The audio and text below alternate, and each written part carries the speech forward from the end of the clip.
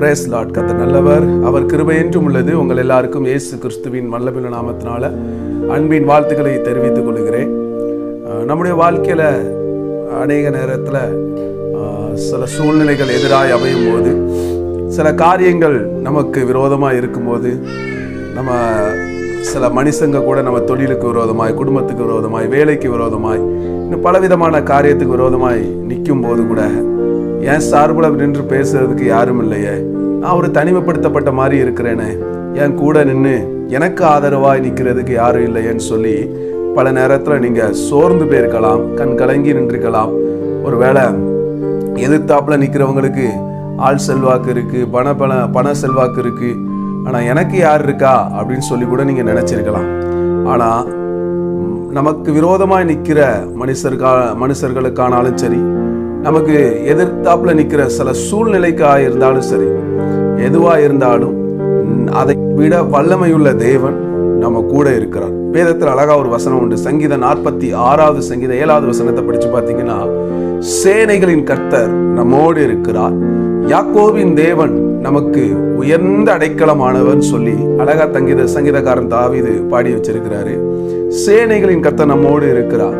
நமக்கு முன்னாடி இருக்கிற சூழ்நிலையா இருந்தாலும் சரி, நமக்கு விரோதமா இருக்கிற மனிதர்களா இருந்தாலும் சரி, யாரா இருந்தாலும், அவர்களுக்கு எத்தனை செல்வாக்கு இருந்தாலும் அதை காட்டிலும் பலம் வாய்ந்த செல்வாக்குள்ள தேவன் நம்ம கூட இருக்கிறார். சேனைகளின் கர்த்தர் அப்படின்னு சொன்னா, இவர் ஒரு சேனைகளுக்கு ஒரு கடவுளா இருக்கிறார். அந்த சேனைகள் எப்படிப்பட்ட சேனைகள் அப்படின்னு நம்ம வேதத்திலிருந்து பார்த்தோம்னா, ஆதியாகமம் 2வது அதிகாரம் 1வது வசனத்தை படிச்சு பார்த்தீங்கன்னா, ஆண்டவர் அழகா சொல்லியிருப்பாரு. அதுல வானம் பூமி இவைகள் உள்ள எல்லாம் அவருடைய சேனைகள் அப்படின்னு சொல்லப்பட்டிருக்கிறது. 6 நாட்கள் ஆண்டவர் படைத்தார். 6 நாட்களும் பல மிருகங்கள், வானம், இன்னும் நட்சத்திரங்கள், பூமி, இன்னும் சூரியன், இன்னும் பலவிதமான காரியத்தை ஆண்டவர் படைச்சார். இவைகள் எல்லாம் குறித்து என்ன சொல்லப்பட்டிருக்கிறதுனா, இவைகள் எல்லாம் அவருடைய சேனைகள். நம்ம பார்க்கிற வானம் தேவனுடைய சேனை, நம்ம பார்க்கிற பூமி அவருடைய சேனை, நம்ம பார்க்கிற நட்சத்திரங்கள் அவருடைய சேனைகள். இவைகள் எல்லாவற்றையும் அவர் ஆளுகை செய்கிறார். அழகா ஒரு வசனம் உண்டு. அவர் சொற்படி செய்யும் பெருங்காற்றே அப்படின்னு சொல்லி தாவீது சொல்வார். ஏன்னா அவர் சொன்னாதான் காத்தே வேலை செய்யும். அதுவும் அவருடைய சேனை. காத்து அவருடைய சேனை, புயல் அவருடைய சேனை, எல்லாமே அவருடைய சேனையில, மழை கூட அவருடைய சேனையில ஒன்றுதான். இப்படி இவைகளை எல்லாவற்றையும் கண்ட்ரோல் பண்ணுகிறவர் கர்த்தர். நமக்கு முன்னாடி இருக்கக்கூடிய மனுஷனை கண்ட்ரோல் பண்றது ஆண்டவருக்கு லேசான காரியங்க. இவைகளை எல்லாவற்றையும் கண்ட்ரோல் பண்ணுகிற ஒரு தேவனால் நமக்கு முன்னாடி இருக்கிற சூழ்நிலையை கண்ட்ரோல் பண்றது லேசான காரியம். இஸ்ரவேல் ஜனங்களுக்கு முன்பதாக செங்கடல் இருந்தது உண்மைதான். ஆனா அந்த செங்கடலை கண்ட்ரோல் பண்ணுகிற தேவன் அதை 2ஆய் பிளந்து அவர்களை வழிநடத்தி கொண்டு போனார். அல்லேலூயா. இப்படிப்பட்ட சர்வ வல்லமையுள்ள தேவன் நம்ம கூட இருக்கிறார். இவர் நம்ம கூட இருக்கிறதுனால என்ன பெனிஃபிட் அப்படின்னா, நம்ம கூட இருந்து நமக்காக, நமக்கு விரோதமாக இருக்கிற அவ்வளவு காரியத்தையும் அவர் கண்ட்ரோல் பண்ணுவார். இஸ்ரவேல் ஜனங்களோடு ஆண்டவர் கூட இருந்தார். இந்த இஸ்ரவேல் ஜனங்களுக்கு விரோதமாய் என்னென்ன காரியங்கள் இருந்ததோ, எந்தெந்த மனிதர்கள் எழும்பி வந்தார்களோ, அவ்வளத்தையும் இவர் கண்ட்ரோல் பண்ணி இந்த இஸ்ரவேல் ஜனங்களுடைய பாதங்களுக்கு கீழ்ப்படுத்தினார்.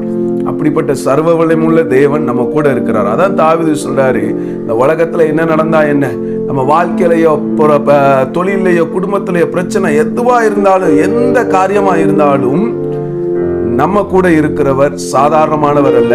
அவர் சேனைகளின் கர்த்தர்.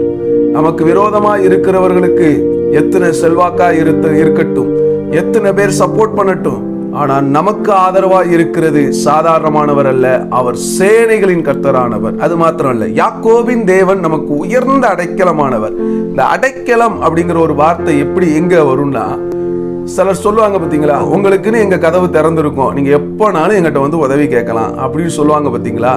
அததான் சொல்றாரு, நமக்கு உதவி செய்யக்கூடிய, நம்ம ஒரு பிரச்சனை, ஒரு ஆபத்துன்னு சொல்லி நிக்க நேரத்துல நம்ம போய் உரிமையாய் ஒரு இடத்துல தங்க முடியும்னு சொன்னா அது தேவனுடைய சமூகம் தான். அது எந்த இடத்துல இருந்தாலும் சரி, நீங்க தேவனை நோக்கி கூப்பிடும் போது உங்க கூட இருக்கிற தேவன் அவர் உங்களுக்கு அடைக்கலமா இருந்து வெளிப்படுவார். ஒரு பிரச்சனை வந்துட்டு, ஒரு தோல்வி வந்துட்டு, ஒரு ஏதோ ஒரு காரியம் எதிர்பார்க்காத காரியம் உங்க வாழ்க்கையில ஏற்பட்டுட்டுன்னொன்னே மனிதர்களை நோக்கி தேடி போகும்போது சில மனுஷங்க கதவை அடைச்சிருவாங்க. நான் உங்களுக்கு உதவி செய்வோம்னு சொல்றவங்க கூட போனே எடுக்க மாட்டாங்க, கை விட்டுருவாங்க. ஐயோ இனி இவங்களெல்லாம் காப்பாற்ற முடியாதுன்னு சொல்லி கூட விட்டுறலாம். இல்லைனா நான் உனக்கு உதவி செய்வேன், கடைசி வரைக்கும் கூட இருப்பேன்னு சொல்லவங்க பாதி வழியிலே விட்டுட்டு போயிடலாம். சில பிரச்சனைக்குள்ள மாட்டி கூட விட்டுட்டு போயிடலாம். ஆனா தேவன் அப்படி கிடையாது. நீங்க எப்பேற்பட்ட சூழ்நிலையா இருந்தாலும் அவர் உங்களுக்கு உயர்ந்த அடைக்கலமா இருக்கிறவர். இதோ திறந்த வாசலை உனக்கு முன்னாடி வச்சிருக்கிறேன்னா அவருக்கும் நமக்கும் திறந்த ஒரு வாசலை வச்சுட்டாரு. அவரிடத்துல நீங்க எப்பனாலும் கிட்டி சேரலாம், அவர் உங்களுக்கு பதில் கொடுப்பார். அதான் யாக்கோபின் தேவன் சொன்னா, யாக்கோபு கூட ஆண்டவர் எப்படி இருந்தாரு? அவன் சிறுமப்படுத்தப்பட்ட இடத்துல, அவமானப்படுத்தப்பட்ட இடத்துல, ஏமாற்றப்பட்ட இடத்துல அவனை லாபான் எவ்வளவோ ஒடுக்கினான். ஒடுக்க அந்த யாக்கோபை ஆண்டவர் பெருக பண்ணினார். தனிமையாய் தனி ஆளாய் போன அவனை 2 பரிவாரங்கள் நிறைய அவ்வளவு ஆசீர்வாதத்தோடு மகிமையாய் ஆண்டவர் திரும்பி வர செஞ்சார். அத்தனை 20 வருஷ காலம் அவனுக்கு ஆயிற்று. அந்த 20 வருஷ காலத்திலையும் கர்த்தர் அவனுக்கு அடைக்கலமா இருந்தார். அவன் கஷ்டப்படும் போது, வேதனைப்படும் போது, அவன் துக்கப்படும் போது, ஐயோ இப்படி இருக்குதுன்னு சொல்லி கலங்கும் போதெல்லாம் கர்த்தர் அவனோடு கூட இருந்து அவனை தேற்றினார். அவனுக்கு அடைக்கலமா இருந்ததுனால அவனை பெருக பண்ணினார். இப்படிப்பட்ட சர்வ வல்லமையுள்ள தேவன் நமக்கு அடைக்கலமா இருக்கிறதுனால நம்மளை ஒடுக்க நினைக்கிறவங்க மத்தியில, நம்மளை அவமானப்படுத்தணும்னு நினைக்கிறவங்க மத்தியில, நம்மளை ஏமாற்றணும்னு நினைக்கிறவங்க மத்தியில, நமக்கு விரோதமாய் செயல்பட்டு எப்படியாவது இவங்களை ஜெயிச்சிடணும்னு சொல்லி நினைக்கிறவங்க மத்தியில அவர் நம்மளை அடைக்கலமா இருந்து நம்மளை உயர்த்தி கனப்படுத்துவார், மேன்மைப்படுத்துவார். நம்ம என்ன செய்யணும்? அவர் கூட இருக்கிறத புரிஞ்சுக்கணும். என்ன எப்படி புரிஞ்சுக்கணும்? ஒரு பிரச்சனை வந்துட்டா, நமக்கு விரோதமாய் சில காரியங்கள் நடக்க, அடுத்த செகண்டு நம்ம சோர்ந்து போகாம என் கூட இருக்கிற தேவன் எனக்கு அடைக்கலமா இருக்கிறார் சொல்லி மனிதர்கள்ட்ட உங்க பிரச்சனையை கொண்டு போறதுக்கு முன்னாடி ஃபர்ஸ்ட் ஆண்டவர்கிட்ட சொல்லி, ஆண்டவரை நீங்க தான் எனக்கு அடைக்கணும், நீங்க தான் எனக்கு தஞ்சம் அப்படின்னு சொல்லி அவருடைய சமூகத்துல நிற்கும் போது அவர் உங்களுக்காக செயல்படுவார். அதான் தாவீது சொல்றாரு, சேனைகளின் கர்த்தர் நம்மோடு இருக்கிறார்னா நம்ம கூட இருக்கிற தெய்வத்தை நாம் நோக்கி பார்க்கும்போது அவர் நமக்கு அடைக்கலமா இருந்து எந்த ஆபத்துக்களும் எந்த சேதங்களும் நம்ம வாழ்க்கையில ஏற்பட்டு விடாதபடிக்கு அவர் நம்மளை பாதுகாத்து நிச்சயமாய் வழி நடத்துவார் என்பதில் எந்த விதமான சந்தேகமும் இல்லை. தைரியமா நீங்க அவரை நம்பலாம்.